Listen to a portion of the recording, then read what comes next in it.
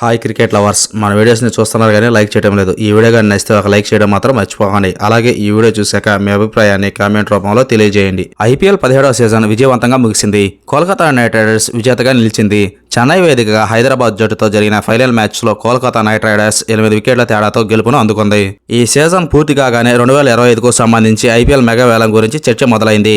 వచ్చే సీజన్కు మెగా వేలం నిర్వహిస్తుండటంతో రిటైన్ విధానం అత్యంత ప్రాధాన్యత అంశంగా మారిపోయింది. ఈ ప్రకారం ఒక జట్టు కేవలం 4 ప్లేయర్స్ను మాత్రమే తమ వద్ద ఉంచుకోవాల్సి ఉంటుంది.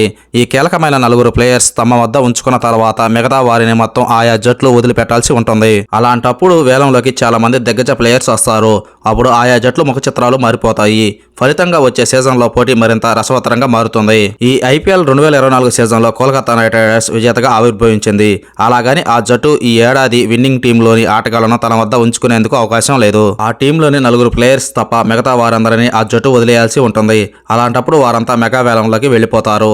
కేవలం కోల్కతా మాత్రమే కాదు, అన్ని జట్ల పరిస్థితి కూడా ఇలానే ఉంటుంది. ఈ ప్రకారం ఏ జట్లు ఏ ప్లేయర్స్ ని ఉంచుకుంటాయనే దానిని ఒకసారి తెలుసుకుందాం. Kolkata knight riders Sunil Narayan, Shreyas Iyer, Andre Russell, Rinku Singh లేదా Venkatesh Iyer. Chennai super kings Ravindra Jadeja, Matheesha Pathirana, Shivam Dube, Ruturaj Gaikwad. Delhi capitals Rishabh Pant, Kuldeep Yadav, Stubbs, Jake Fraser. Gujarat titans Rashid Khan, David Miller, Shubman Gill, Mohammed Shami. Lucknow super giants Mayank Yadav, Nicholas Pooran, Marcus Stoinis, Quinton de Kock. Punjab kings Shashank Singh, Harshdeep Singh, Sam Curran, Ashutosh Sharma. Rajasthan Royals Riyan Parag, Jos Buttler, Trent Boult, Sanju Samson. Hyderabad Klaasen, Travis Head, Cummins, Abhishek Sharma.